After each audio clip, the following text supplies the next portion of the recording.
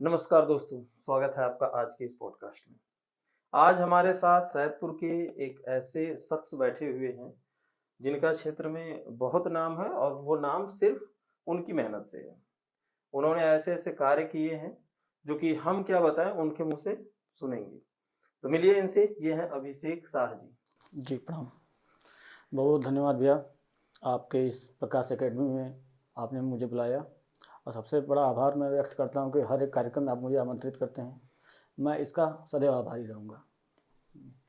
अभिषेक जी, ये जो सैदपुर है हमारा, जी, आप तो बहुत दिनों से सेवाएँ दे रहे हैं सैदपुर को और सैदपुर के आस-पास के क्षेत्रों को भी बहुत अच्छी सेवा दे रहे हैं। जी, सबसे पहले तो आप सैदपुर के बारे में कुछ बताइए और उसके बाद आप अपनी सेवाओं पे आइएगा। जी, तो सैदपुर के बारे में आपका क्या विचार है? यहाँ की शिक्षा व्यवस्था, यहाँ की राजनीति, जी, इन जी, सारे मुद्दों पर एक-एक करके आते हैं। तो सबसे पहले आते हैं सैदपुर की पृष्ठभूमि पर जी, और उसके बाद आएँगे शिक्षा पर, उसके हुँ, बाद आएँगे राजनीति पर। तो हुँ, पृष्ठभूमि से शुरू करते हैं। सैदपुर के बारे में कुछ बताइए, जी, जो कि ये बच्चे अगर हमारे दूर से भी देखते हैं भारत के कई राज्यों से, हुँ, तो उनको पता चले कि सैदपुर वास्तव में स्थित कहाँ है और क्या इसकी पृष्ठभूमि रही है। जी, जी। जी। जी, मैं आपको पहले अवगत कराना चाहता हूँ कि ये सैदपुर जो है, पहले सिद्धपुरी के नाम से था। सिद्धपुरी। सिद्धपुरी, अभी न सैदपुर स्टेशन पे तो सिद्धपुरी के नाम से ही है, हुँ, सैयदपुर हुँ, लिखा है। हुँ। वैसे तो लोग टाइप करते हैं सैदपुर में ना, उसमें हिंदी में टाइप होता है सैयदपुर आता है। अच्छा। इस पृष्ठभूमि भूमि जो कि सैदपुर और भितरी से जोड़ा गया है। सैदपुर और भीतरी भितरी से। जी। भितरी जब भी कोई आता है, कोई सर्च करता है गूगल पे तो भितरी हुँ, हुँ। उसमें जरूर आता है, सैयदपुर भितरी। सैयदपुर भीतर, ठीक हाँ, है, हाँ। आता है। अच्छा हाँ, रेलवे स्टेशन पे हमने भी देखा है मगर जी, गौर अभी तक हमने नहीं किया था। जी, जी, जी। और दूसरा ये है कि हमारे सैदपुर बगल में काशी विश्वनाथ जी का जो है मंदिर, बहुत बड़ा मंदिर वाराणसी, है। वाराणसी। ये सैदपुर जो लहुरी काशी के नाम से जाना जाता है। अच्छा, लहुरी काशी, गाजीपुर भी लहुरी काशी, सैदपुर नहीं, गाजीपुर। सैदपुर को ही प्रॉपरली लहुरी काशी के नाम से जाना हाँ, जाता है। गाजीपुर तो वीरों की धरती के नाम से जाना जाता है। अच्छा। हालांकि सैदपुर तो उसके जिला के अंतर्गत ही है। ठीक जी। है। और सैदपुर में बहुत अच्छे लोग हैं। हाँ, मतलब शांति का व्यवस्था है पूरा एकदम। 8 बजे बाद आपको लगेगा कि हाँ सैदपुर एकदम शांति एरिया से अपना हाँ, सोच। घाट भी हाँ, 2-3 बहुत अच्छे हैं, जी, जैसे जी, बूढ़े महादेव बूढ़े घाट हो गया, महादेव पक्का घाट हो गया। रंग महल हुआ। रंगमहल मुझे बहुत पसंद, व्यक्तिगत तौर पर मुझे जी, रंगमहल घाट बड़ा अच्छा लगता है। हम्म, जब भी कभी मैं जाना चाहता हूँ घाटों पे तो या तो बूढ़े महादेव या तो रंगमहल जाता जी, हूँ। जी। अच्छा, रंगमहल घाट की कुछ विशेषता बताइएगा? रंग महल घाट जो है ना, बहुत अच्छा घाट है। अब बहुत हमको लगता है कि सैदपुर में सबसे पहला घाट वही बनाया गया। अच्छा, हाँ, सैदपुर में सबसे सबसे पहला पहला घाट घाट रंगमहल घाट है। रंगमहल ही था। वहाँ पे जो है इतनी शांति है, इतनी शांति है हाँ, कि वो तो कितना हो ज़्यादा आप डिप्रेशन में रहेंगे, हुँ। तो आप यदि 1 घंटा 2 घंटा जाके बैठ भी लेंगे, लगता है कि वाकई में आप अच्छा, माइंड वहाँ फ्रेश हो। मंदिर मंदिर किसका है वहाँ पे? नया मंदिर बना है बाबा विश्वकर्मा जी का वहाँ पे। अच्छा, हाँ, विश्वकर्मा जी का भी मंदिर। हाँ बना है। अखाड़ा भी है वहाँ पे, मैंने हाँ, देखा बहुत है। अच्छा अखाड़ा है। हाँ, और उसी के ठीक बगल में विद्या का मंदिर भी है, जी, टाउन जी, national town international. College, जी, जी, जो जी। कि पहले रंगमहल इंटर कॉलेज के नाम से जाना जाता था। हम लोग के यहाँ के जो पूर्वज रह चुके हैं, हाँ, स्वतंत्रता सेनानी हाँ, हुँ। आत्माराम पांडे जी जी, जी, जी। के नेतृत्व में जो है वो स्कूल का शुभारंभ हुआ था। अच्छा। हालांकि आपके बगल में, आपके मकान के बगल में उनका आवास भी है। हाँ, बिल्कुल, बिल्कुल, जी, जी, मेरे बगल हाँ, में स्टूडियो के ठीक बगल जी, में जी, ही जी, है। जी, सैदपुर वाराणसी के 35 किलोमीटर दूरी पर है। गाजीपुर वाले रोड पर आप बसेंगे तो 35 किलोमीटर अप्रॉक्स आप चलेंगे तो सैदपुर एक नगर है, जो कि बहुत ही शांत, समृद्ध और सुसज्जित नगर है, जी। जो गंगा के किनारे बसा हुआ है और ऐसे रामकरण सेतु जो कि चंदौली को गाजीपुर से कनेक्ट करता है, जी, गंगा पे बना जिसका हुआ है। ओरिजिनल नाम है सुसाइड पॉइंट।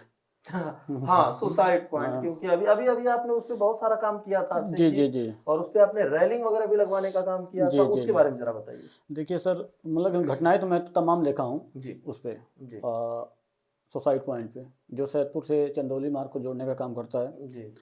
सबसे बड़ी बात है कि जो रामकरण सेतु बना, ये सही बना, अच्छा बना।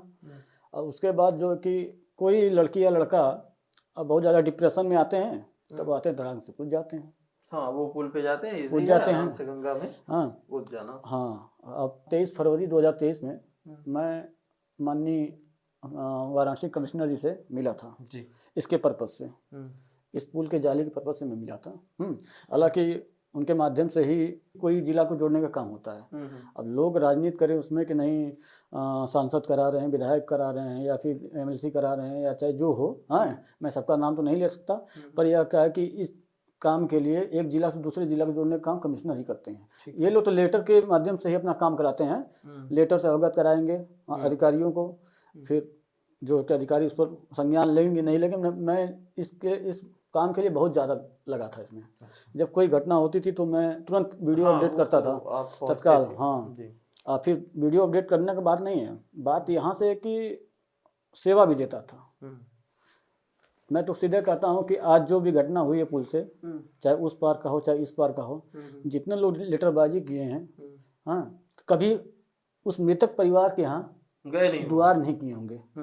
सिर्फ पत्रों के माध्यम से, फेसबुक के माध्यम से दुआर नहीं जनता अट्रैक्ट करने का काम किया है। जी जी। बाकी जमीनी तौर पर काम नहीं किया है। और उसके बाद सेकंड काम क्या है कि जो डूब जाते हैं भैया, हालांकि मेरी एक टीम है गोताखोरों की, मैं तो रहता ही हूँ, जो डूब जाते हैं उनके परिजन के लिए ना तो 5 लीटर 10 लीटर डीजल का पैसा देंगे ये लोग। हाँ, उसके बाद यदि डेड बॉडी मिल भी जाती है तो ना, तो हम लोग तो भाई जाहिर सी बात है कि मृतक परिवार से कोई लेगा ही नहीं, ये तो जेन्युइन बात है।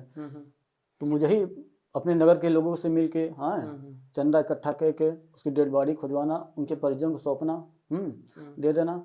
उसके बाद जो प्रशासन हित में जो काम है साथ भी देती है, प्रशासन साथ में रहती है। अभिषेक जी, ये जो आपने बताया कि हम क्या करते हैं कि जैसे ही कोई ऐसी दुर्घटना हो जाती है तो हम उस पर संज्ञान लेते हैं और लोगों की मदद से उसमें जो भी खर्च आते हैं उसकी बॉडी को निकलवाने का काम करते हैं। तो इसमें प्रशासन का काम है, फिर प्रशासन क्या इसमें कोई मदद नहीं करती? नहीं, एक्चुअली क्या है, प्रशासन का काम है, ठीक है। आप जानिए कि सैदपुर में 3 चीज बहुत मस्ट हो गया है। किसी भी परिवार में आग लग जाता है किसी कारणवश, किसी भी परिवार में या किसी दुकान में, तो उस टाइम जो होता है कि जनता में एक आक्रोश होता है। आक्रोश ये होता है कि अग्नि केंद्र होना जरूरी है, फायर ब्रिगेड की जरूरी है। या तो गाजीपुर या तो बनारस से आएगी नहीं, गाजीपुर से आने में समय लगेगा। तो उस समय स्थिति अगर 2 4 10 20 लाख का सामान जल जाएगा।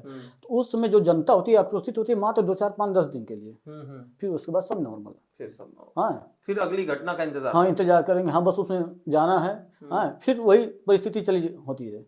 और सबसे बड़ी बात यहाँ की कि यहाँ जब घटना हो जाती है, अभी बीच में देखिए फुलवारी में घटना हुई थी, फुलवारी में, हाँ, एक लड़की डूब गई थी, 22 साल की थी। अब वो लड़की डूब गई थी, मुझे फोन आया, जैसे ही घटना हुई उसके 10 मिनट बाद मुझे फोन आ गया। मैं 2 दिन लगातार उसमें कंटिन्यू लगा रहा। हालांकि SDRF टीम भी आई थी खोजवाने के लिए, मैं भी लगा था। इन लोग के माध्यम, विभाग के माध्यम से, मेरे माध्यम से बच्ची का डेड बॉडी मिल गया और परिवार को सौंपने का काम किए, वो भी फ्री ऑफ कास्ट। अब हालांकि आपने बात किया ना कि प्रशासन काम है, ये बात रियल बात है। प्रशासन यदि यहाँ पे NDRF SDRF रहती तो यहाँ घटना ही नहीं होती। अब जैसे अब बीच में ददरी घाट में देखिए परसों को घटना हुआ था। क्या हुआ था उसमें? ददरी घाट में एक पति पत्नी डूब रहे थे, शायद से वहाँ के PSC के जवान थे, उन्होंने बचा लिया उनको। बिल्कुल, अगर प्रशासन संज्ञान मिले और इस क्षेत्र में भी रहे तो ये सारी घटनाएं रोकी जा सकती हैं या कम की जा सकती हैं। घटनाएं रोकी नहीं जा सकती मगर कम की जा सकती हैं। बिल्कुल कम की जा सकती हैं जी। अच्छा अभिषेक जी, शिक्षा के बारे में बात करते हैं। क्या सैदपुर में शिक्षा व्यवस्था ठीक ठाक है? क्योंकि शिक्षा के कई मंदिर सैदपुर के आसपास तो हैं, प्राइवेट भी हैं और सरकारी भी हैं। सरकारी में जैसे आपने राजकीय महाविद्यालय देख लिया ग्रेजुएशन के लिए, पोस्ट ग्रेजुएशन के लिए, बालिका इंटर कॉलेज है, राजकीय बालिका इंटर कॉलेज है, उसके बाद टाउन नेशनल इंटर कॉलेज है आपका जी। बाकी बहुत सारे विद्यालय हैं इधर आसपास। तो क्या विद्यालय में या प्राइवेट इंस्टीट्यूट भी बहुत है, जैसे हमारी भी एक है, बाकी सारे लोगों की भी एक है जी। तो क्या शिक्षा व्यवस्था में कुछ सुधार हुआ है विगत 10-15 सालों में, या वैसी ही है जैसे 10-15 साल पहले थी, या कुछ अपडेट हुआ है, कुछ बदलाव हुआ है? ठीक ठाक है जी। अपडेट तो बहुत ज़्यादा हुआ है, ठीक है, सैदपुर में। हालांकि आपका जो इंस्टीट्यूट है इसमें सैदपुर में मैंने देखा एक लैब का जो सिस्टम चल दिया है, हाँ, कि लैब में बच्चे आ रहे हैं 2 घंटा 3 घंटा शांतिपूर्ण पढ़ाई कर रहे हैं अपना, 4 घंटे 5 घंटे दिन पढ़ाई, दिन भर कहीं भी रहें 2-4 घंटा अपना रिलैक्स होके कॉन्सेंट्रेट माइंड करके अपना पढ़ रहे हैं कायदे से। हालांकि गाजीपुर में हम भी तो चाहते हैं कि अपने बड़े बड़े अधिकारियों या बड़े नेता से विनम्र निवेदन है कि यहाँ पर एक विश्वविद्यालय गाजीपुर बिल्कुल को बिल्कुल आवंटित होना करें। चाहिए, बिल्कुल होना चाहिए। विश्वविद्यालय आवंटित होना चाहिए, वो भी हर एक डिपार्टमेंट के लिए। जी जैसे बीएचयू हुआ, जी उसमें हर एक डिपार्टमेंट है, बिल्कुल तो ऐसे बिल्कुल गाजीपुर में एक होना चाहिए। बिल्कुल। गाजीपुर में इसलिए भी होना चाहिए क्योंकि शिक्षा की मांग बहुत ज्यादा है, जी पॉपुलेशन भी ठीक ठाक है और महाविद्यालयों की संख्या भी ठीक ठाक है, जी चाहे प्राइवेट हो या फिर सरकारी हो। जी और बच्चे तो है ही हैं, नो डाउट। जी तो हर डिपार्टमेंट के बच्चे यहाँ से मिल जाएंगे और एक महाविद्यालय होना जी बहुत जरूरी है। हम्म, और ये मांग तो पूरे बच्चों की है, पूरे विद्यालयों की है। जी देखिए सरकार कब तक संज्ञान लेती है इस पर, जी ये है। मगर हो तो बहुत जल्दी होना हाँ, चाहिए। हो जाए तो ठीक है। क्योंकि यहाँ से पूर्वांचल यूनिवर्सिटी ही कवर करती है हाँ हाँ ज्यादातर करके। हाँ हाँ और पूर्वांचल यूनिवर्सिटी जौनपुर में है, जो कि यहाँ से लगभग 55-60 किलोमीटर के आसपास होगी। हाँ और वो बड़ी समस्या है कि बच्चों को अगर कोई समस्या आ जाए किसी डॉक्यूमेंट में, तो वहां उनको जाना पड़ता है। जी हर जिला में एक यूनिवर्सिटी की एक पॉलिसी भी है। हम्म, हर प्रति जिला एक जी यूनिवर्सिटी की एक पॉलिसी है। अगर उसके अंतर्गत भी गाजीपुर जिला में एक यूनिवर्सिटी आ जाए हम्म, तो बहुत अच्छा होगा शिक्षा का क्षेत्र बहुत बढ़ जाएगा। शिक्षा के क्षेत्र में। और उसमें यहाँ फिर गवर्नमेंट के तौर से या तो मेडिकल कॉलेज हो जाए मेडिकल कॉलेज या इंजीनियरिंग कॉलेज हो जाए। जो बच्चे यहाँ से जा रहे हैं, नोएडा पढ़ रहे हैं, कानपुर जा रहे हैं, उसके बाद केरला जा रहे हैं, तमिलनाडु जा रहे हैं, बेंगलोर जा रहे हैं बीटेक करने, हाँ, तो ये चीज़ इंजीनियरिंग कॉलेज यहाँ हो जाएगा तो उन लोग को भी लगा कि वहाँ के लड़के जब यहाँ पढ़ेंगे तो यहाँ का माहौल देखेंगे। बिल्कुल। जैसे यहाँ के लड़के जाते हैं उस माहौल में डलते हैं, कैसे नहीं होता है रैगिंग, जूनियर सीनियर वाला। हाँ हाँ बिल्कुल बिल्कुल जी, तो यहाँ पे आए तो वो उनको लगा कि हाँ गाजीपुर जिला कैसा है, जी होना चाहिए यहाँ पे। अच्छा। और नहीं जरूरी है, ठीक है। हालांकि रैगिंग का समर्थन हम लोग नहीं करते हैं, मगर थोड़ा सा एनवायरनमेंट पता होना चाहिए सबको, जी जी है ना। अभी एक आपने रैगिंग की बात कर दी, विद्यालय की बात की है, तो एक कानून आया था यूजीसी, आपने सुना होगा। जी जी इस पर आपकी क्या राय है? क्योंकि यूजीसी के बारे में बता दूं, संक्षेप में ही बताऊंगा, तो यूजीसी एक्ट जो है वो जनवरी में लागू किया गया था। और ये मामला था 2-3 सुसाइड को लेकर के, और उसमें सुप्रीम कोर्ट में लोग गए हुए थे और सुप्रीम कोर्ट का कहना था कि जो नीच जाति के लोग हैं उनके साथ जो दुर्व्यवहार हो रहा है उससे बचने के लिए एक बॉडी बनाई जानी चाहिए। जी जी तो यूजीसी ने उस पर एक कानून बनाया था जिसमें एससी एसटी और ओबीसी को लेकर के बनाया था कि यूनिवर्सिटी हो या महाविद्यालय हो, उसमें एक बॉडी बनाई जाएगी, उसमें कुछ मेंबर्स होंगे और उस मेंबर में एससी एसटी और ओबीसी के लोग शामिल होंगे। और अगर कोई ऐसी समस्या आती है जो कि बच्चे की तरफ से आए कि नहीं मुझे इस तरह से प्रताड़ित किया जा रहा है, तो वो एक्शन लिया जाएगा। 15 दिन के अंदर निवारण करने का प्रावधान था जी। अब इस पर क्या राय है आप? देखिए ये जो एक्ट बना है जी, ये बहुत सही है मेरे हिसाब से जी। क्योंकि बच्चा टैलेंटेड होता है पर वो आय से मारा जाता है, ये तो आप जानते ही हैं। यदि बच्चा टैलेंटेड होता है, यदि बच्चा अपने टैलेंट के बल पर ही यूनिवर्सिटी में जाते हैं पढ़ने, यदि बस उनके पास इनकम रहता तो वो भी प्राइवेट में जाते हैं, हॉस्टल में रहते हैं, हाँ हॉस्टल में रहते हैं, प्राइवेट में जाते हैं, पढ़ते हैं, बड़े बड़े कॉलेज हैं प्राइवेट, पर आज टैलेंटेड है तब वो जाते हैं पढ़ते हैं विश्वविद्यालय में। खास तौर से हम देखे हैं कि बीटेक के जो छात्र होते हैं, यदि SC ST OBC first semester second semester, इसमें जो कि बच्चों के साथ रैगिंग होता है, जो सीनियर होते हैं, हाँ जाति के आधार पर, हाँ होता फलाने जाति के हो, ढिकाने जाति के हो, ये करो वो करो, ये यूजीसी का जो नियम है ये सही हुआ है। हालांकि जो 15 दिन के अंदर निवारण का मामला है तो ये भी सही है कि आप उसकी पूरी विवेचना करेंगे जी, ठीक है। जमीनी स्तर से विवेचना करके ही उस पर आप एक्शन ले सकते हैं, ये तत्काल तो एक्शन नहीं है। आपका कहना है कि यूजीसी का जो मुद्दा है वो बिल्कुल ठीक है, कानून बिल्कुल ठीक था, मगर सुप्रीम कोर्ट ने तो रोक भी लगा दी। और इसमें एक चीज मुझे व्यक्तिगत तौर पर अगर मैं बताऊं इसके बारे में, तो इसमें एक संशोधन को छोड़ करके बाकी ठीक ठाक है जी। और चीजें लगती हैं कि सिर्फ और सिर्फ हड़बड़ी में बना दी गई हैं। हालांकि यूजीसी के पास बहुत समय था, अच्छा खासा टाइम था, मगर एक चीज पहली कि इसमें आपने सुना होगा कि अगर निर्दोष बच्चा है या शिकायत करने वाले ने किसी बिना वजह की शिकायत कर दी है तो उसके ऊपर काउंटर में कोई शिकायत नहीं होगी। अगर मान लीजिए कि एक्स बच्चा है जिसने शिकायत कर दी, अब वो पता चला बाद में कि उसने झूठी शिकायत की थी, जी समझ रहे हैं बात को। तो उसके ऊपर क्या कोई तो फिर उनके प्रावधान नहीं होना चाहिए? प्रावधान होना चाहिए ना। जब पूरी विवेचना होगी, यदि बच्चा शिकायत उसमें है नहीं इन्वॉल्व किसी मामले में और उसको जब गलत फंसाया गया है, ठीक है, तो उस पर विवेचना करके उस पर प्रावधान इसको लाना चाहिए। बस वही चीज है कि लाना ये चाहिए, संशोधन होना चाहिए, लाना चाहिए इसको। और ये बिल्कुल भी नहीं होना चाहिए कि कोई अगर व्यक्ति ऐसा है कि नहीं फर्जी भी तरह कोई से न गलती फंसे। कर रहा है तो फर्जी तरह से न फंसाया जाए, और उसके लिए एक प्रावधान, छोटा सा संशोधन, जो कि सिंगल एक लाइन का संशोधन है, इतना जी। हंगामा की जरूरत नहीं ना है है। ये। आज देख रहे हैं आपके पूरे देश में स्थितियां हैं जो बिगड़ी हुई हैं। मेरा मानना है कि एक दो छोटे छोटे संशोधन की जरूरत है, हो जाए। बाकी जी। बिल बहुत अच्छा है। हमको मैं भी लगता है करता कि हूँ। सुप्रीम कोर्ट में जो गया है मामला, उसमें कुछ संशोधन होना ही तय है। इतना है। संशोधन होगा ही, उसमें होना तो तय संशोधन है। होगा जब ही। संशोधन होगा तभी विरोध नहीं होगा। बिल्कुल। जी। तो थोड़ा सा संशोधन करने की जरूरत है। अच्छा, ये बात बताइए कि जो हमारा एक क्षेत्र है, ये भारत के एक समृद्ध क्षेत्र से आता है जी।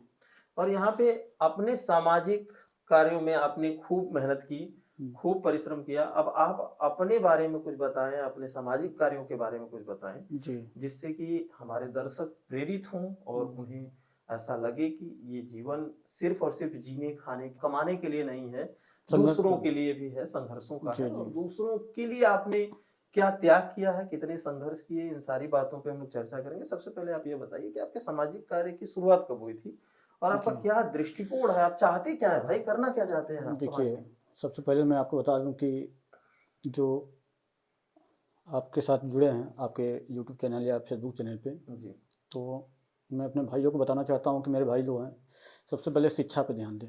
शिक्षा पे पहले शिक्षा वो शेरनी का दूध है जो जितना पिएगा उतना दहाड़ेगा। ये बाबा साहब का लेख है। बिल्कुल। ठीक है, जब शिक्षा आपकी सही रहेगी, कहीं आप एडजस्ट होंगे तो ठीक है, नहीं एडजस्ट होंगे तो कुछ ऐसा कर जाइए कि मरते मरते तक जनता आपका नाम गाए। अब रही बात, आपने कहा भैया कि नहीं मेरे सेवा कार्य का मतलब कि लगभग मैं 2011 से करता हूँ, आ रहा हूँ। 2011 से? जी। ठीक। निरंतर अभी तक करता हूँ और प्रयास करता हूँ कि आगे इससे भी कुछ अच्छा करूँ। तो दो चार एग्जाम्पल बताइए जो आपने कुछ ऐसी घटनाएं देखी हो या जो व्यवहार समाज के देखे हों, जिसको देख करके आप खुद भी बहुत ज़्यादा आश्चर्य में रहे हों। आप जनता को बताना चाहता हूँ, आप रिश्ती जन को, कि नगर सैदपुर है, यहाँ पर बहुत अच्छे लोग हैं और बहुत दिलदार लोग हैं। ये सैदपुर नगर के ऐसे लोग हैं यहाँ पे, ऐसे लोग बनारस में कभी नहीं मिलेंगे आपको, जान लीजिए। ये नगर ऐसा है ना कि यहाँ बहुत अच्छे और बहुत सुसज्जित हैं लोग। अभिषेक जी, बनारस कह रहे हैं, आप बनारस में भी जाते हैं, आपके बनारस में भी चाहने वाले बहुत हैं। आप कह रहे हैं बनारस मैं समझ रहा हूँ, मतलब करूंगा इसको, बिल्कुल भी करूंगा। हाँ, न बनारस में है, मैं मानता हूँ ना, ये स्थिति बनारस में नहीं है। अच्छा, वो बात मैं कहता हूँ, क्योंकि यहाँ के जो बहुत दिलदार लोग हैं, यदि मैं फ़ोन कर दूँ कि भैया एक घटना हो गई है, हाँ अब इस ट्रेन से कट गया है फिर या कोई डूब गया है, तो भैया हमको डीजल की व्यवस्था चाहिए, तुरंत कहेंगे जाइए पेट्रोल टंकी बोल दीजिएगा, मैं दे दूंगा।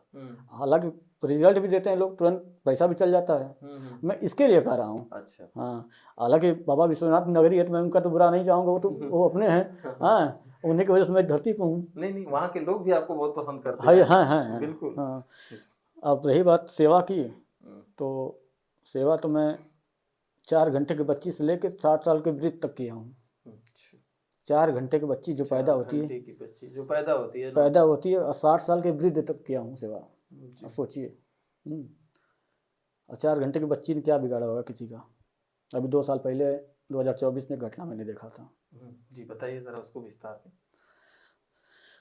2024 में ठंड का समय था, दिसंबर का समय था, सुबह के टाइम हो रहा था, हमको लगता 8, तो मुझे फ़ोन आया, बगल में हैं बस 4 लोग जो सफाई कर्मी का काम करते हैं, क्रॉसिंग के बगल में सैदपुर में।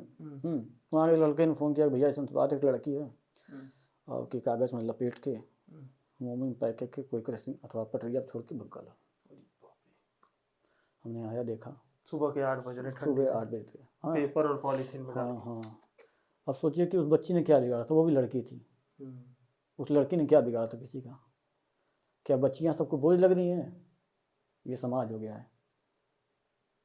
उस बच्ची को मैंने देखा, फिर मार्किंग कपड़ा मंगाया, बाकायदे प्रशासन को सूचना दिया, आए लोग कहें कि अब इस बच्चे का क्या होगा, 4 घंटे की बच्ची क्या होगा इसमें। बात भी सही है, उसको कहीं रखना भी उचित नहीं है, या उसका प्रावधान भी कुछ है नहीं। जो आला अधिकारी थे थाने के लोग, उन्होंने कहा अभिषेक जी आप अपने ढंग से कर दीजिए, हम लोग कहीं संभाल लेंगे। अब समझिए 4 घंटे की बच्ची, छोटा सा सर उसका, हाथ पैर छोटा सा। आपने उसका अंतिम संस्कार किया? जाके हम बूढ़े महादेव किए जाके उसका। समझ पा रहे हैं कि एक छोटी सी बच्ची जो कि लगभग कितने 4 घंटे की, 4 या 5 घंटे की रही होगी। यदि हम 8 बजे आए हैं तो सोचिए कि वो 4 बजे भोर में, 4 बजे का जन्म हुआ था उसका, और 4 घंटे में ही उसने पूरे अपने जीवन का कर्तव्य देख लिया। जी।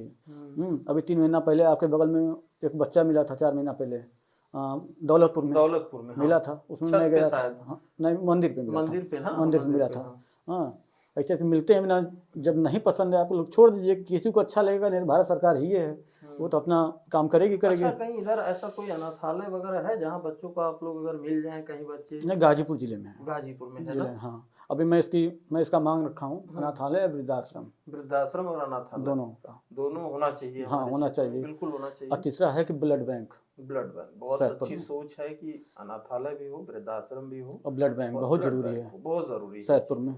इसलिए जरूरी है कि किसी को भी ब्लड चाहिए था तो या तो यहाँ से जाएंगे लाड़तारा, या तो फिर यहाँ से जाएंगे सदर हॉस्पिटल गाजीपुर जी।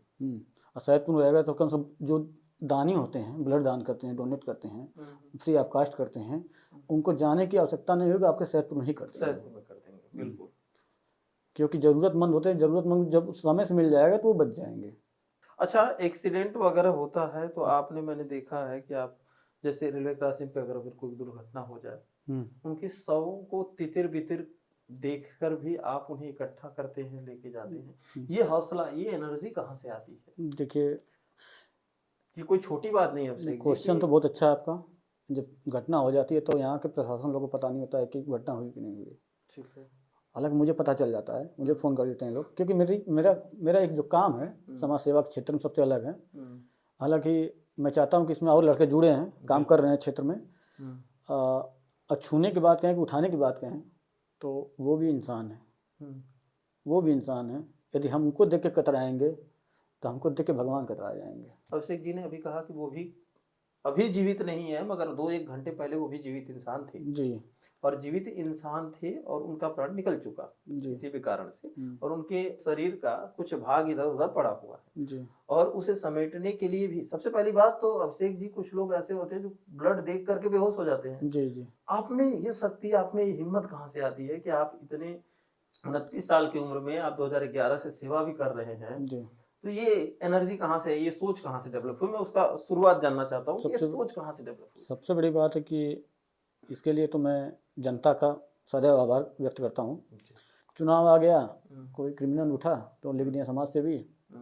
हालांकि कार्य कुछ नहीं रहेगा, क्षेत्र में गोली जरूर चलाए होंगे, हाँ, एक आध फायरिंग जरूर किए होंगे। ठीक है। और वैसे भी यूपी की बात है, गाजीपुर जिले में जानते ही हैं, गाजीपुर जिला है तो 2-4 फायरिंग तो हो ही जाती है। उसके बाद कोई 376 में जेल गया है लड़कियों के घिनौना अपराध में, तो आएगा चुनाव लड़ेगा तो लिखेगा भावी प्रधान समाज सेवी।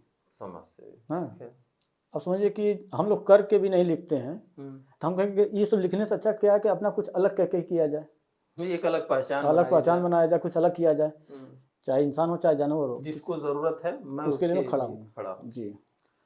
बहुत बड़ी बात है ये, और इस उम्र में बहुत बड़ा कद भी आपने बनाया है इस क्षेत्र में। इसके लिए सबसे पहला काम आपका क्या रहा है समाज सेवा के क्षेत्र में? क्या आपको याद है?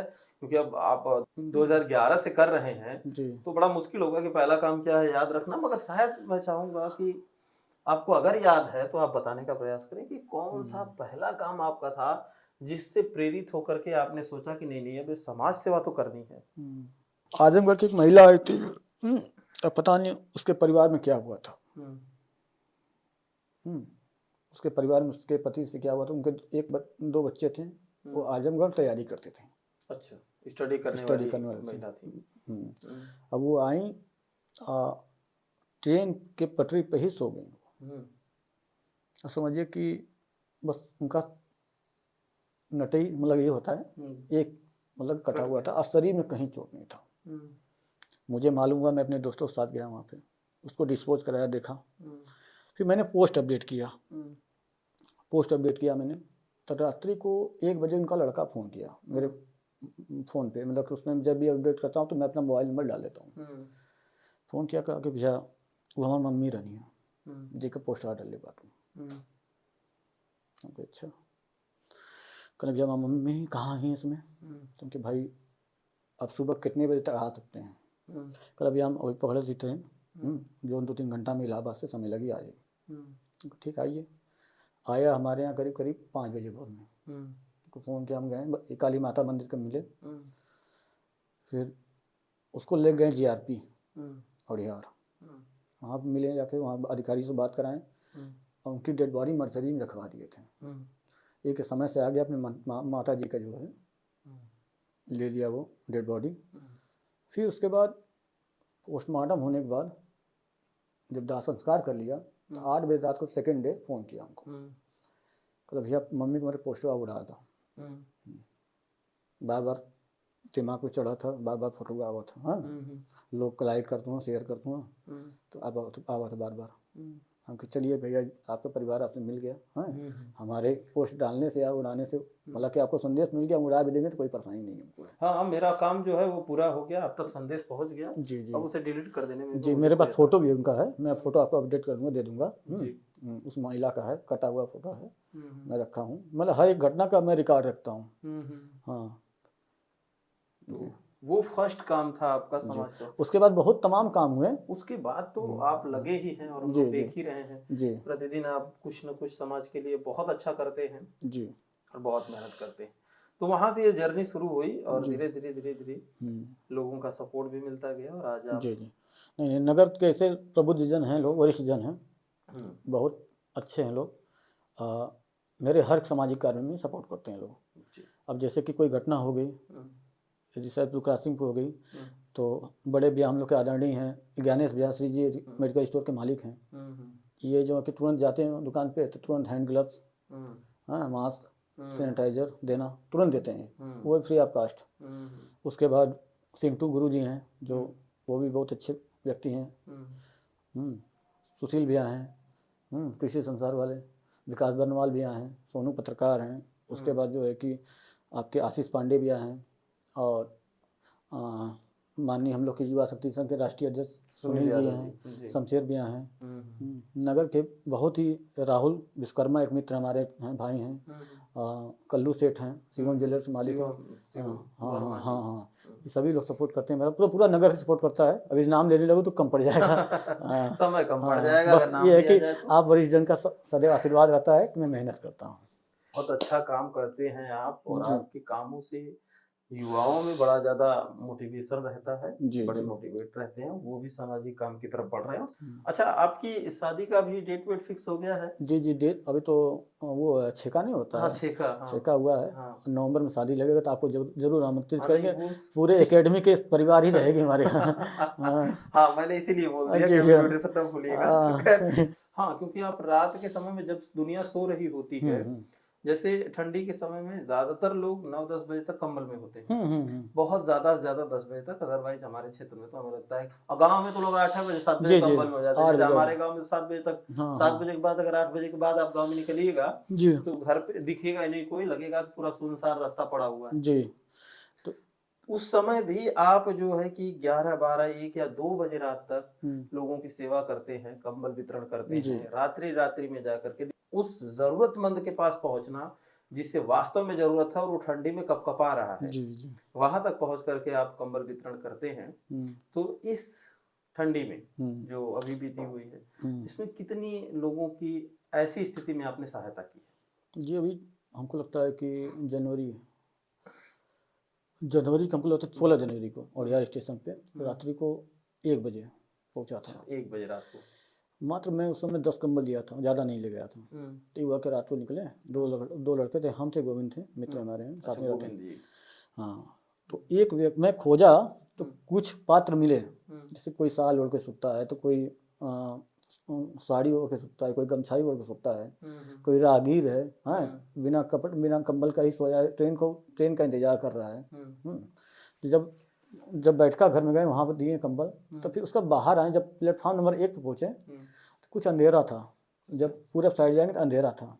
उसमें एक व्यक्ति को मैंने देखा पूरा नंगा था शरीर से उस ठंड में, 16 जनवरी जो ठंड थी, पूरा नंगा, वो भी कांप रहा था। तो उसके पास जाने में मैं थोड़ा हिचकिचाया कि कहीं नहीं होता है कुछ दिमागी समझी से कुछ मार दे कहीं से, हाँ।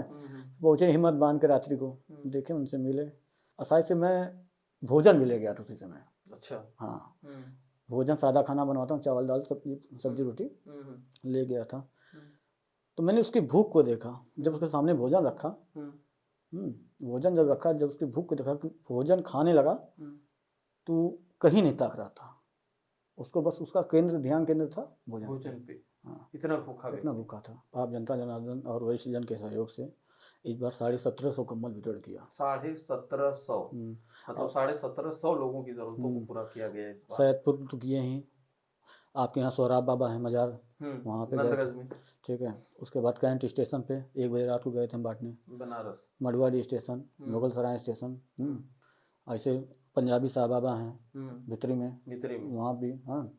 सादियाबाद में भी है मजार, वहाँ पे भी, मतलब जहाँ मंदिर मस्जिद पर इस पात्र ही लोग मिलेंगे आपको कि दिमागी भी वंचित है, कहीं उनको आसियाना नहीं मिलेगा सीखने के लिए, तो मंदिर मस्जिद से ही आएंगे सोने के लिए। तो आप जनता के आशीर्वाद से इस बार 1750 कंबल वितरण किया। चलिए, बहुत बड़ा टारगेट पूरा किया है आपने, और लगता है कि इस बार सबसे ज्यादा रहा है, हर ठंडी से ज्यादा रहा है, और अगली ठंडी में इसका आंकड़ा और बढ़ेगा। क्या किया जाए इसमें, कुछ ऐसा होना चाहिए जिससे कि इनको सही किया जाए या सुरक्षित रखा जाए। मेंटल हॉस्पिटल होना चाहिए गाजीपुर जिले में भी एक, बिल्कुल मेंटल हॉस्पिटल, वृद्धाश्रम, ये होना चाहिए। मतलब एक शुद्ध समृद्ध और ऐसा वृद्धाश्रम होना चाहिए जिसमें इन लोगों के लिए पर्टिकुलर व्यवस्था हो, हाँ। जिनका कोई नहीं है, मेडिकल संबंधित हो, उसके बाद पूरा भोजन संबंधित, मतलब जो वृद्धाश्रम जो सेवाएं सारी सेवाएं जो एक व्यक्ति को जीवन जीने के लिए चाहिए होती है, रोटी कपड़ा मकान, 3 चीजें तो चाहिए होती है, स्वास्थ्य के लिए दवा हो, मेडिकल फैसिलिटी हो, ये सारी चीजें सैदपुर क्षेत्र में होनी चाहिए। ये बहुत बड़ी जरूरत है लोगों के लिए। 1 साल पहले घटना है आपके मंगला बाबा सैदपुर में। अच्छा। उस बच्ची का नाम भी नहीं लूंगा, उस बच्ची का गांव का नाम भी नहीं बताऊंगा। नहीं, बिल्कुल, प्राइवेसी बहुत जरूरी है। उस बच्ची है, लड़की थी, लगता है उम्र उसकी 21 साल रही होगी।